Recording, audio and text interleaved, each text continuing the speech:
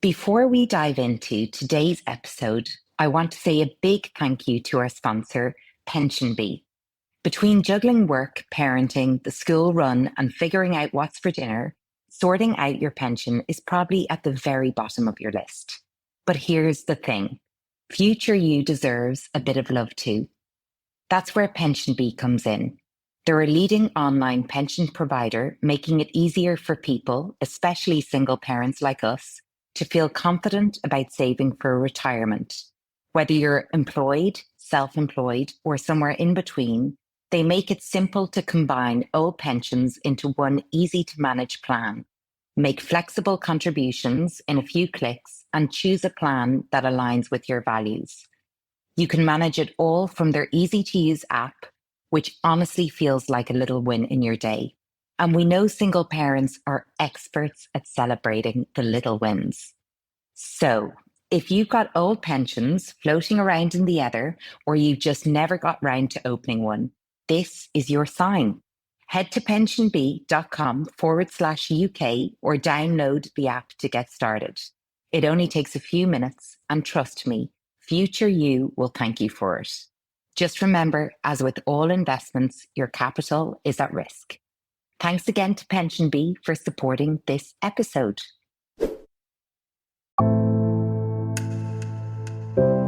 Hi, I'm Zoe Desmond, the founder of Frolo, the award-winning app for single parents that features both community and dating modes. And I'm also co-author, along with my wonderful friend Rebecca Cox, that I made through Frolo, of the book How to Be a Happy Single Parent. Hello and welcome to another episode of the Frolo podcast. My guest today is Dr. Charlotte Ord, a counselling psychologist, eating disorder specialist, and former coach on ITV's The Biggest Loser. She's now the author of Body Confident You, Body Confident Kid, a brilliant guide to helping parents and children build healthier relationships with their bodies. This is such an important conversation for any parent navigating body image, food, and self-esteem, especially solo. Charlotte, welcome to the Frolo podcast. Hi, Zoe. Thank you for having me. I'm so excited for this conversation because we were just chatting before I hit record, and I said that we haven't had a conversation of this kind on the Frolo podcast yet. And I just think it is so crucial because it comes up all the time. You know, in my home on a daily basis, it's something I'm aware of, trying to ensure that I am approaching things in the right way for my son. And the world we live in, you know, it doesn't make it easy. And I know that a lot of other parents that I speak to have the same concerns and worries. So I'm really hoping and confident that after speaking with you today, we'll feel a little bit more informed and, you know, how to support our kids and maybe have a healthier relationship ourselves to food and body image. Absolutely. I hope I can help everyone who's listening. I'm sure you will. But I guess, you know, the obvious starting point would be, you know, you used to, you know, work on the Biggest Loser, and now you've, you know, come up with this book, and it seems to be, I feel like there's a journey in there to talk about. So I'd love to know more about that, if you'd be willing to share how you ended up on you know, where you are now and how it all came to be. Yeah, I mean, it really has been a journey and an evolution, and I suppose thinking about the contrast between being a fitness expert on The Biggest Loser, which is very weight focused, to writing a book that's about body confidence and body acceptance seems quite dissonant, I suppose, but actually it has been a journey for me and a natural progression. So I'll talk a bit about that. But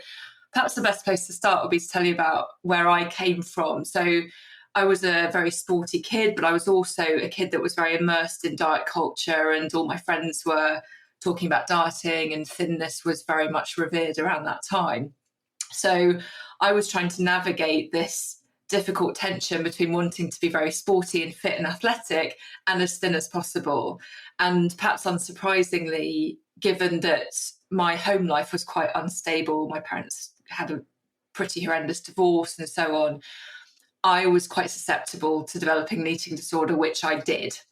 And so I spent decades really trying to navigate that. And part of that process for me was going into the fitness arena, which to some extent was protective, because focusing on fitness and strength and that sort of performance helped to make sure that I was fooling myself, at least to some degree. But it was always tinged with this pursuit of fulfilling this ideal healthy body, which I think most of us have been exposed to relentlessly over the years. And so I was always sort of teetering on the edge between health and unhealth, I suppose, this really, insidious kind of pursuit of what health was supposed to look like, but actually wasn't at all. And in that journey, I was working with people who were pursuing weight loss as well, but I was also working with international athletes, so quite a wide spectrum, and gained a lot of experience in that career, and then was cast on The Biggest Loser. And I really believe that I got that role because of how I looked. I very much looked like the epitome of what people perceive to be a healthy body. The reality was that at that particular time that I was cast, I'd just finished doing a bodybuilding show, and so was at my absolute leanest I'd ever possibly been. And that is a sport, bodybuilding. It's a sport that really centers around mastering fat loss for a very specific moment in time, when you're on stage. And it was never meant to be sustained.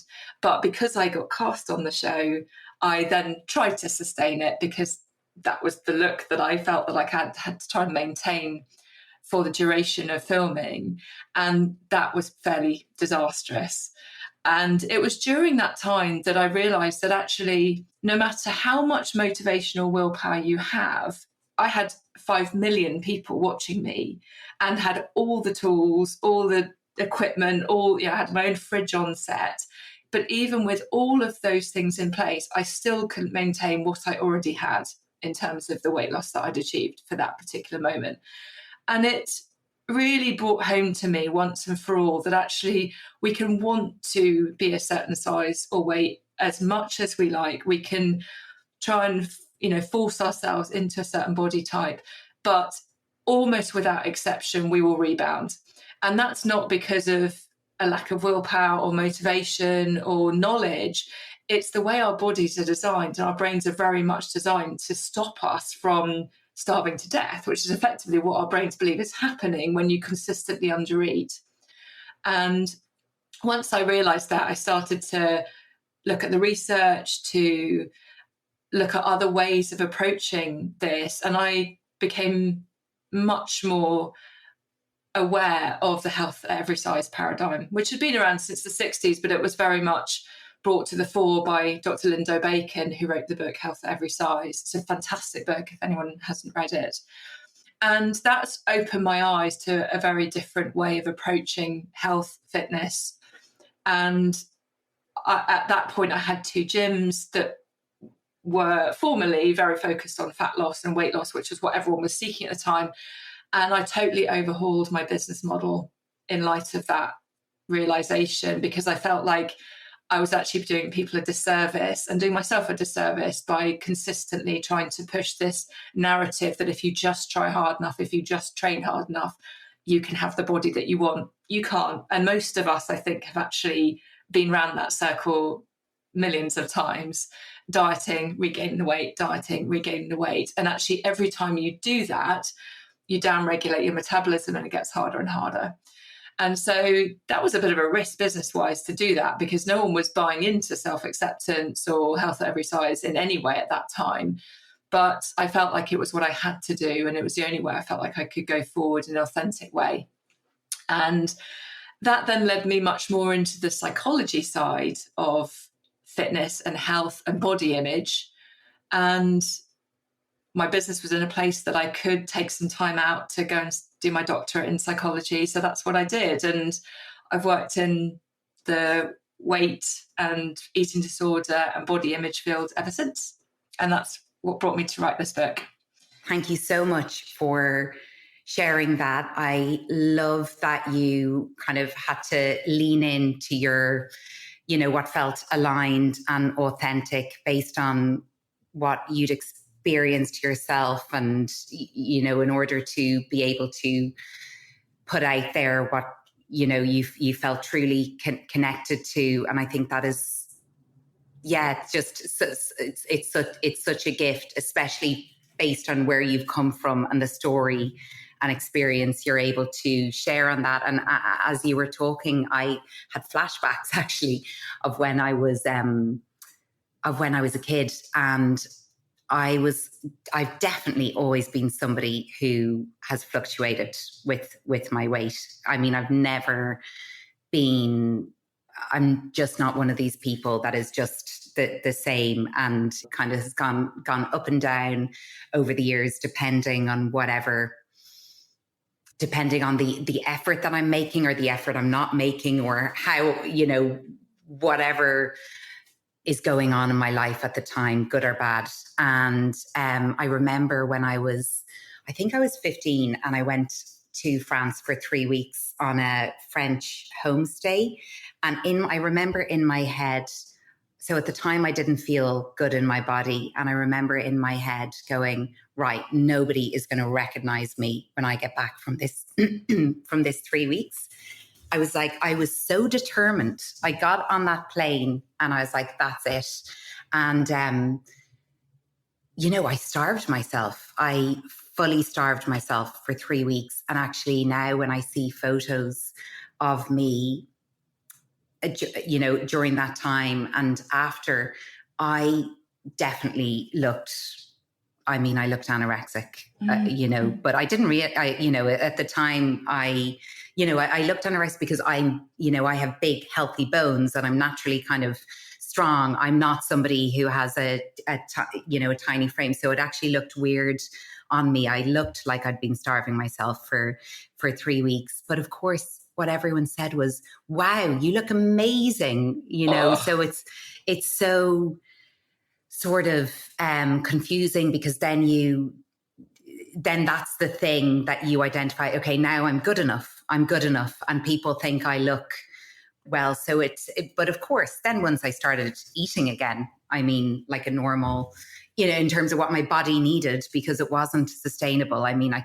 couldn't function. I had headaches, I was weak. So yeah, it kind of just brought back those memories to me. And I guess I'm wondering, what are your thoughts on, do you think that everyone goes through this? Is it just a rite of passage that everyone goes through this? Is this because I know that most of my friends now share, in hindsight, when they were younger, and sometimes in adulthood as well, everyone's, I need to lose this, or I need to do this, or I need to change this about myself. Your experience is such a great one, a heartbreaking one, but also a totally unsurprising one. I think one that loads of people are going to resonate with. As you say, it's almost a rite of passage. And my thought to that is, why is it and how is it that when we don't feel good in our bodies, the first thing we think, or don't feel good in our lives or about ourselves, the first thing we think about is, I need to lose weight. And that's where we go. And that is a learnt behavior. We are so embedded in this narrative that thinner is better, is healthier, means you're a more moral person. There's just so much stigma associated with weight that when we don't feel acceptable, good enough, worthy, we turn to our bodies to try and rectify that internal experience. And so, in a sense, for our era, our generation, it is a rite of passage. We have all been there because that was the narrative we were fed, and that's the narrative our parents subscribed to. That is why I wrote this book, because we need to end that narrative, and we need to teach children that actually it's not your body's fault if you don't feel right. If you don't feel right, or you don't feel accepted, or you don't feel good enough, worthy enough, your self-esteem is poor, let's look at really why that is. Let's look at why you're not feeling secure in yourself. Let's look at why you're not feeling self-confident. Because actually there are people of all body sizes who feel good and who don't feel good. And so it's not, body image and self-esteem is not a size and it's not a particular look. It's a sense of security in oneself. And the more we can sort of separate weight and appearance from self-worth and self-esteem for kids, the more they're going to keep their body wisdom, their sense of self-acceptance, their internal sense of self-worth intact, and not mess around with their metabolism and relationship with food in the way that all of us have become so used to doing. It's so normalized, but it shouldn't be, really. And I don't think it's good for anybody's health to be effectively weight cycling like that, losing weight, gaining weight, losing weight, gaining weight. That's a repercussion of a diet industry and a diet culture that we've been brought up in that serves nobody really except those people who profit, stakeholders and so on. Yeah, I think you've really hit the nail on the head, and it might seem obvious, but I think a lot of us ignore it, that if there's a self-esteem issue going on, it does feel like, that's where a lot of us go, is right. I need to lose weight, or I need to get thinner, or I need to do this, or and I see that with my own son. Yeah. And that raises a really important point, which is, why is it that we seek to be thinner, particularly as women? For men, it's more about muscularity and leanness. But why is it that we seek to look these certain ways? And that's because of representation. That's because of the types of bodies that we see being revered, being accepted, being celebrated, being assumed to be healthy just because of how they look. And so it makes total sense that we would then want to be the same as that. So for parents, I think one of the most important things you can do is, in your home, on social media, in the programs that you watch, try and expose your kid to as many different body types, able-bodied, disabled, big, small, short, tall, or just a normal human range of diverse body types, so that within that they see people that look just like them doing the things that they want to do, so that what they aspire to be is very close to what they are already. And that is where you really help kids develop self-esteem, not by saying, okay, if you could just get your body to look like this, then you'll be okay. No, it's got to be, your body is a good body. We celebrate bodies like yours, and we also celebrate people with different types of bodies. And that way there's space for everybody. And it's not a sense of, I have to be something different from what I am to be accepted in this world. And this is where it becomes a much bigger societal and systemic issue than just the individual. And that's where the weight loss industry and this whole wellness industry really does individuals such a disservice, because it's shaming people into trying to be something other than what they are, and then blaming them for when they can't be that, when actually our bodies are just not designed ever to be that way.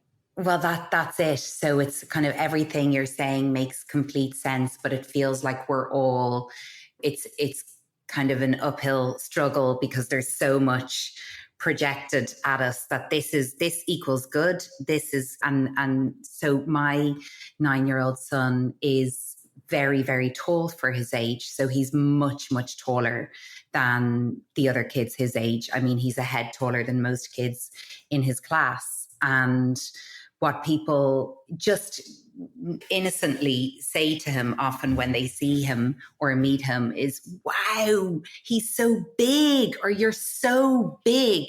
And I immediately replace that with, he is tall for his age. Yes, he's tall for his age, because the word big has landed with him in a way where he thinks there's something wrong with him. He doesn't want to be big.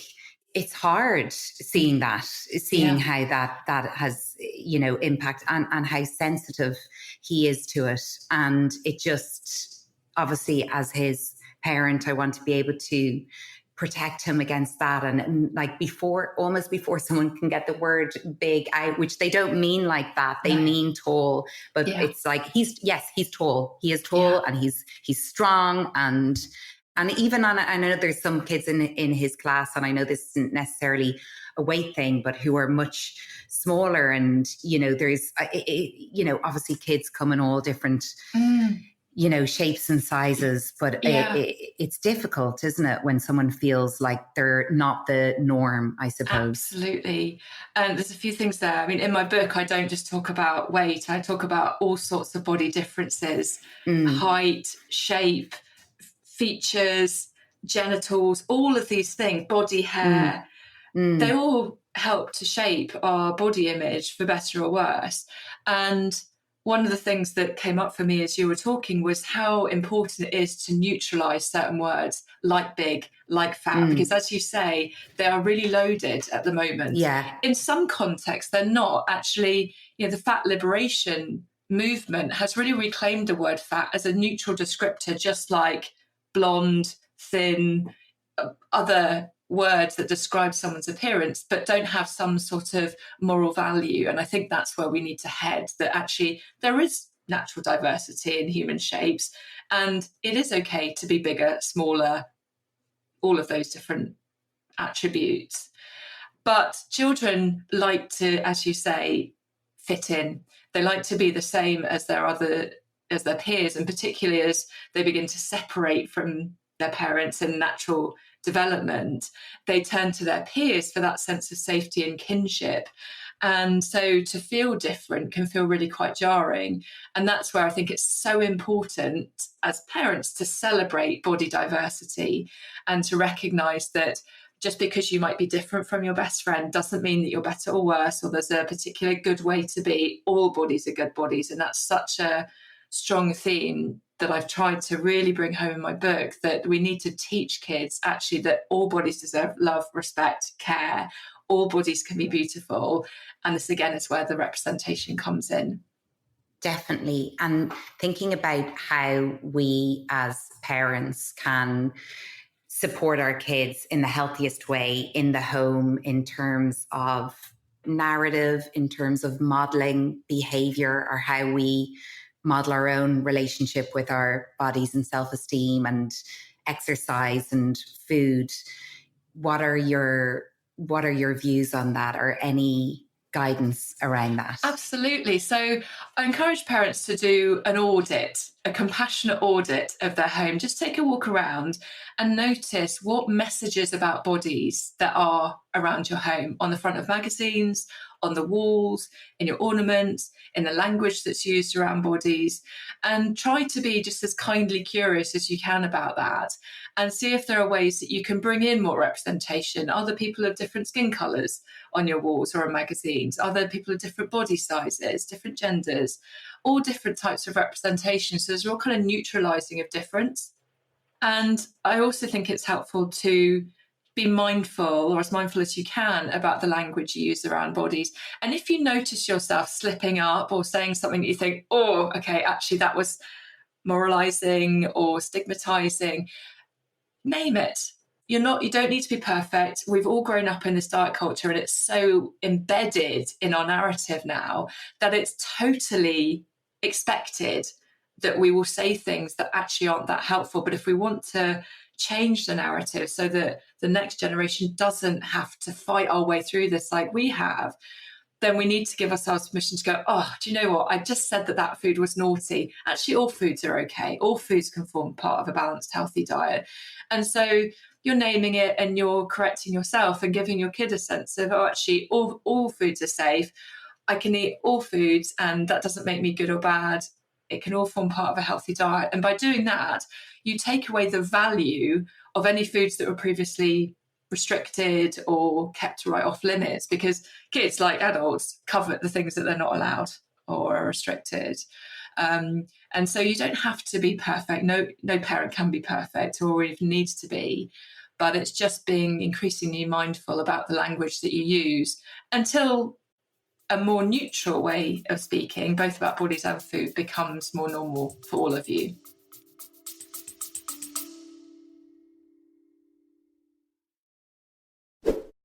The following is a paid advertisement from BetterHelp. I want to talk about mental health for a minute. Being a single parent comes with its highs and lows. And as single parents, it's so important to make sure we look after ourselves in the process. That's why I'm excited to introduce you to BetterHelp, the online therapy service that's here to support you every step of the way. With BetterHelp, you can connect with registered therapists from the comfort of your own home. Whether you're feeling overwhelmed, stressed, or just need someone to talk to, they're here to help. Plus, as a Frolo member, you get an exclusive 25% off your first month. Just visit betterhelp.com/Frolo. That's betterhelp.com/Frolo.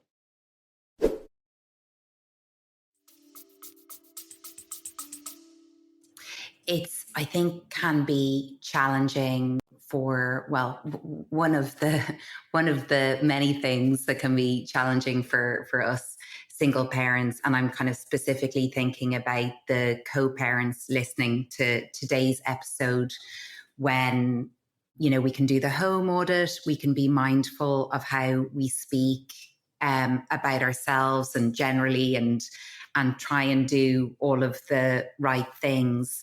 But it's challenging if on the other side, there's a totally different world of thoughts, or maybe some of the outdated way, excuse me, of approaching, body image. Or so is there anything, that you could, I know it's a tricky one, but it's a great point though. And I think it's such a struggle for so many parents in that situation. You can only work on your side of the street.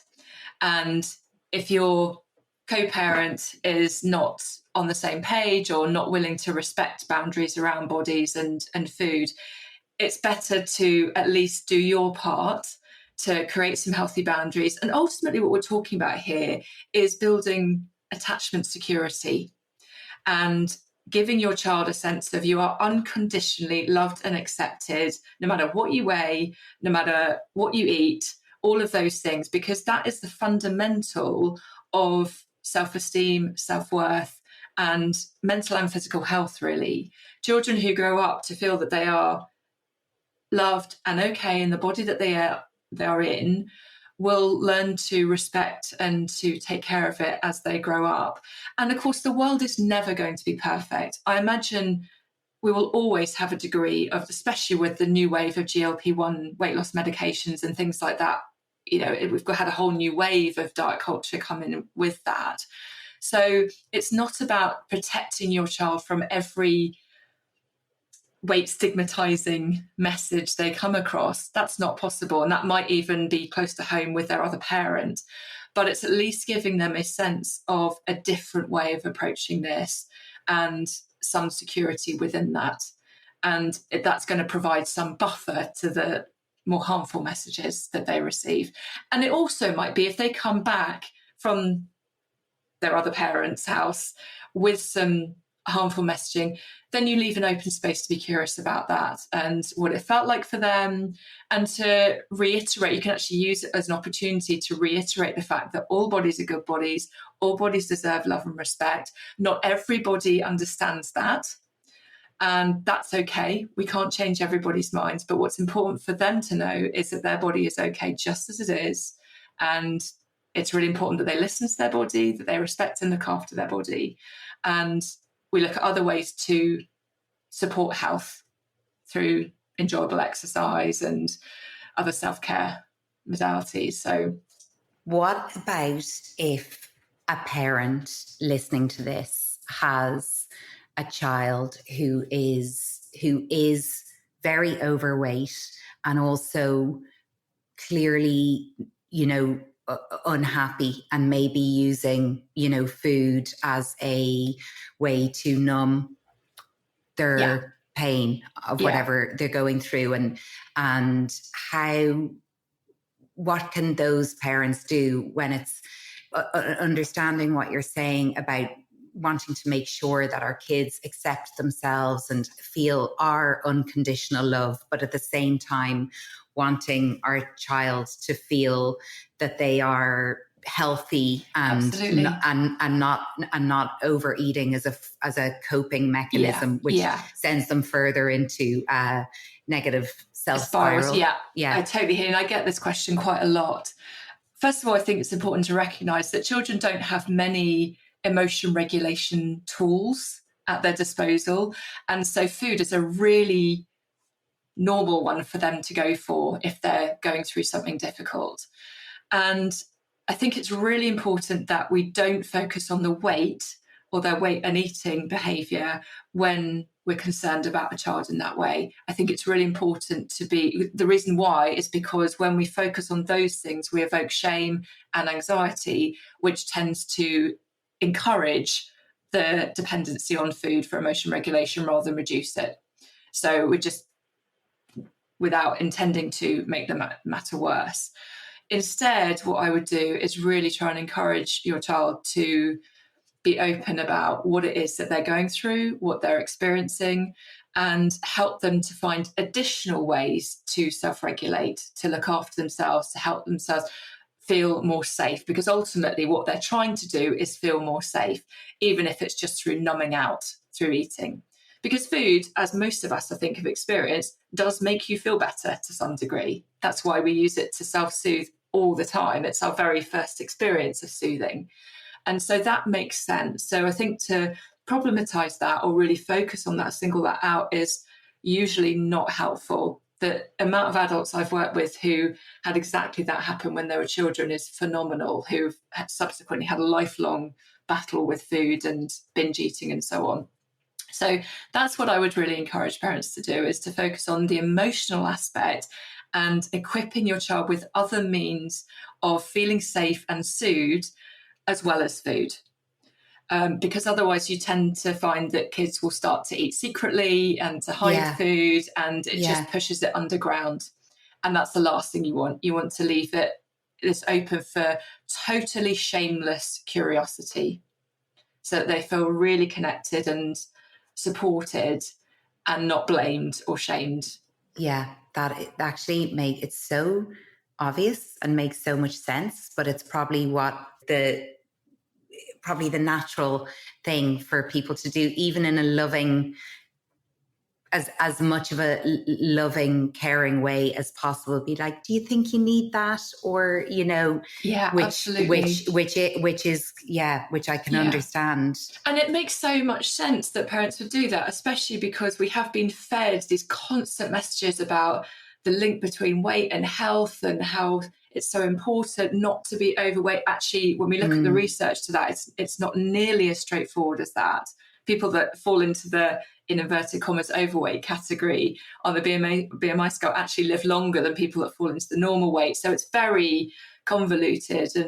But I do think it's important for parents to really be aware of their own relationship with weight and what it evokes in them when they perceive their child to be, quote unquote, over the weight that they feel they should be, because it's almost without exception linked to their own relationship with their body and weight and their fears around that, what that actually means.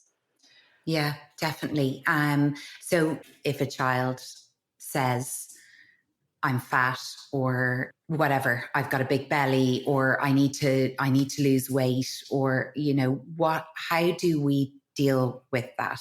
What is the right way to navigate that? For many parents, the inclination will be to say, you're not fat, you're beautiful. And that's totally understandable, because we associate this word fat with something bad, something negative. But actually, when we try and dismiss children's feelings in that way, we shut down the conversation. And we also reinforce this idea that being over a certain weight or a certain body size is too scary to even talk about or even contemplate. Yeah. And so you're actually unwittingly reinforcing the narrative that you have to be a certain size to be okay, and we don't want that. So instead, again, be as curious as you can about what they're actually feeling. Can you say more about that? What does fat mean to you? What are you noticing in your body? When did this come up? What's made you think that? So we're really opening up the conversation and being curious about what's underlying this feeling. And that will give you a much stronger indication of what your kid actually needs in order to feel safe and secure again. And if it's a question of someone else has called them fat, then we need to make sure that children know that it is name calling and bullying, essentially, that is not okay, not your body. Because as soon as kids start to feel like it's their body that's the problem, you put them at massive risk of disordered eating and depression and other mental health challenges. Kids need to know that actually it's the name calling and the stigmatizing that is the problem here, and that their body is worthy of respect just like everybody else's, and that it's not kind to name call in that way. I know, and it is such a, I've heard it myself with kids lashing out at each other. You know, it still seems that fat is a quick and easy sort of thing to use in lashing out, in trying to hurt somebody. And it's so hurtful. Yeah, but it's also a great opportunity to help your kid develop empathy and to see things in a broader perspective. So you might ask them, what do you think they meant by that? Do you think they might have been going through something at that time that they lashed out at you in that way? So again, you identify the problem as being not about your kid's body, but about the relational aspect, which is what body image ultimately is, a relational construct, really. Yeah. It's about how the dynamic between each of us. And so in doing that, you're helping your kid build emotional literacy and reinforcing this idea that no, your body is good. Your body deserves care and respect and kindness. Name calling is not okay, but let's be empathic to why that person might have wanted to lash out in that way.